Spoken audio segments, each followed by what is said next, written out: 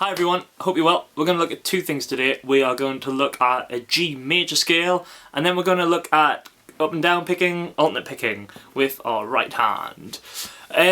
So let's take a quick look at the G major scale, and we start third finger on the E with our second finger, okay?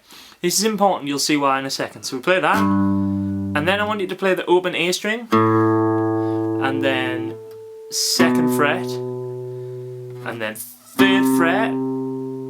Okay, so that's second fret with our first finger, third fret with our second finger, and then open D string, and then first finger, second fret on the D, and then third finger, fourth fret on the D, okay, and then open G. Okay, so let's run through that. Okay, so that's third fret on the E, and then open A, and then second on the A, then second finger goes third fret on the A,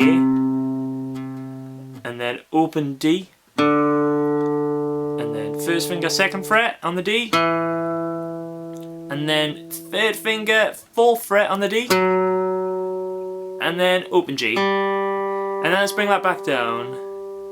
So G, open, then 4D, then 2D, then open D, then third fret A, then second fret A, then open A, then G. Okay? So just practice that slowly. Let's go through it. 1, 2, 3, 4.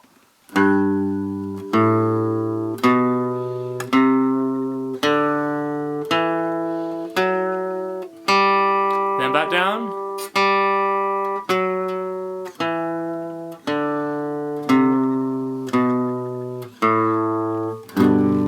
Okay, finish with a nice G chord if you want. So, that's a G major scale, and that's in its kind of lowest position you can play that on the guitar.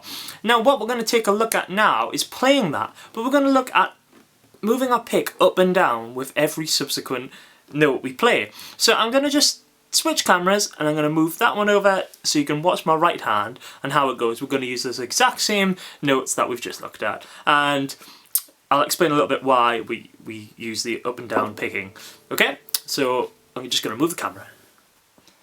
So I've got my plectrum, as I normally would have, and basically what we're going to do is, as I pick through the scale, I'm just going to actually change which direction I'm picking. Okay, so we start with this down pick, and then I move to the open A and pick up. Okay, and then down, then up, then down, then up, then down, then up.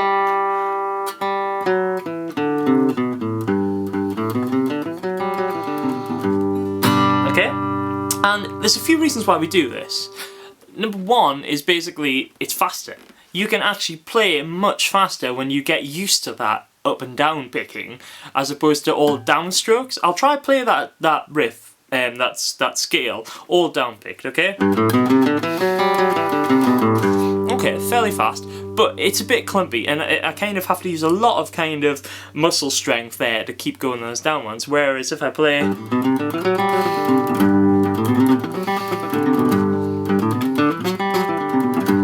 much easier when I'm going up and down. You may notice actually that I anchor with my two fingers on the kind of scratch board here. Some people maybe even anchor at the back. Okay, and actually there's no right and wrong there. Some people will dispute that it's better to have your hand closed and, you know, have a nice controlled pattern. A lot of bluegrass players, which is a kind of genre I play in quite a bit, often pick like that. But that's just preference. Wherever you feel comfortable, the importance is just nice, even up and down picks. So let's just look at doing that and slowing it right down. So we've got a down there. So maybe let's just focus on one string. Let's just go on that bottom E string for now and get used to it. Anchor it, get your hand in a comfortable place, and just start going. Okay? Nice even measures. You want basically there to be no dynamic difference. By that I mean no volume difference. You don't want to have a really loud and then a very quiet up. So you want just nice even. and just get used to that movement. Don't worry about changing strings just yet. Just sit like that. That's great. Slow it down